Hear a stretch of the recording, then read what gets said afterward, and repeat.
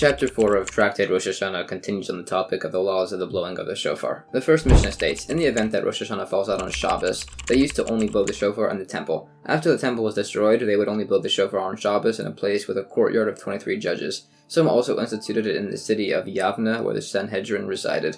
Earlier, when it was done in Jerusalem, it was also done in neighboring towns, if they could see Jerusalem and hear the sounding of the shofar from there, or people could come to Jerusalem from there. After, in Yavne, it wasn't done in any surrounding cities. The Gemara says the source, and says that the issue with blowing shofar on Shabbos is actually rabbinic, in case somebody accidentally carries it outside on Shabbos, which is not allowed, to take it to an expert or something.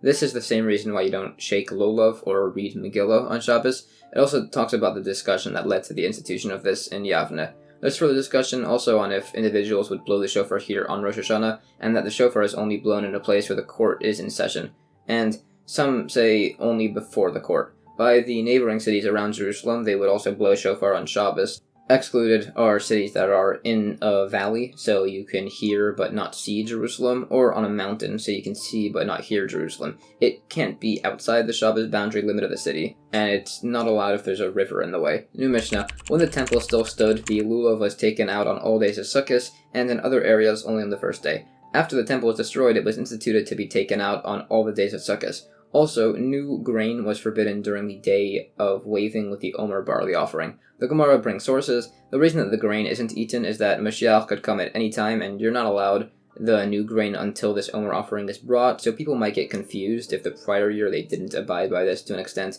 assuming the temple is being built before sundown on the 15th of the month, or the night of the 16th, as this could delay the Omer offering and the allowance of the new grain. So the grain is forbidden the whole day of the 16th.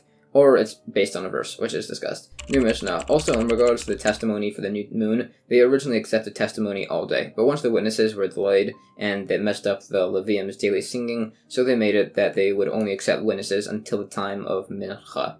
If witnesses came after, the rest of the day would be viewed as the holiday, and also the next day. After the temple was destroyed, it was again instituted to accept witnesses all day. The Gemara says how the Levium messed up the singing. Some say they didn't do it at all, some say they did it at the wrong time. There are sources brought. It also lists the songs sung by the Levium in the temple, and when.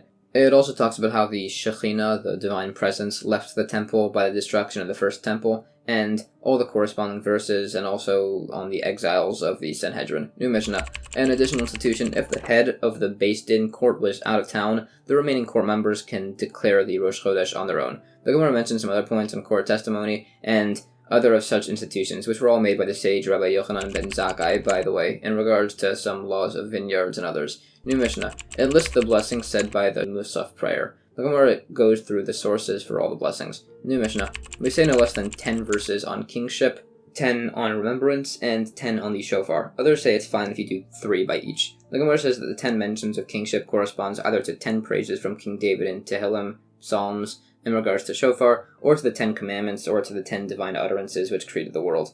It discusses and says we follow the opinion that we only need 3 of such verses. New Mishnah. We don't mention any of such verses that deal with punishment. You say Torah verses before verses from the books of prophets, but others say it's fine either way. The Gemara says examples of verses that deal with punishment, and also says that we don't say verses that deal with a private individual, and there's further discussion. New Mishnah. The prayer leader on Rosh Hashanah, the second one, by the additional Musaf prayer, has the shofar blown, but the Hallel prayer by other holidays is said by the first morning prayer. The Gemara says that the shofar blowing was delayed as it was during a time that the government banned shofar blowing and would have spies during the morning prayer. We don't actually say the Hallel prayer on Rosh Hashanah, as it's filled with songs and praises, which would be pretty inappropriate on the Day of Judgment. New Mishnah. To get a shofar on Rosh Hashanah, you cannot walk beyond the city's Tichum boundary, or clear rubble to get it, or to climb a tree, or to ride an animal, or to swim, or to repair it with a rabbinic or biblically forbidden utensil. You can rinse the inside with water or wine, which enhances its sound. Children can be encouraged to blow the shofar, just so that way they learn how. If you blow the shofar without intent, like accidentally, it's invalid, and also invalid if you hear it without intent. The Gemara says the reason you can't do all those things to get a shofar is that shofar is only a positive commandment, but doing a labor on a holiday is in violation of a positive and negative commandment. The remaining prohibitions are also discussed. If you blow shofar just as a song, this opinion would say it's considered without intent, and if you heard the shofar but the blower didn't intend to include you, it's not valid. New Mishnah.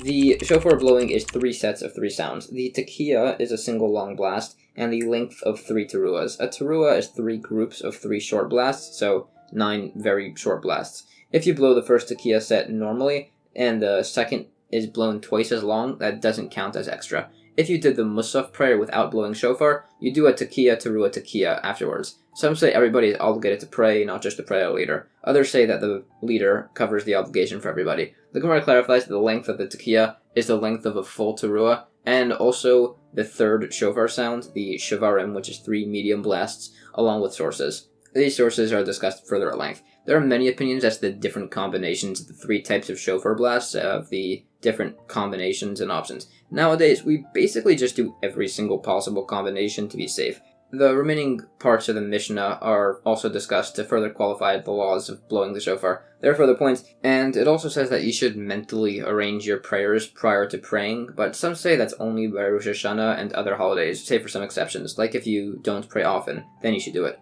In regards to the opinion that the prayer leader covers for everybody, some say that people in the field are exempt, as long as they're busy with their occupation. And that's the end of chapter 4 and the end of Tractate Rosh Hashanah.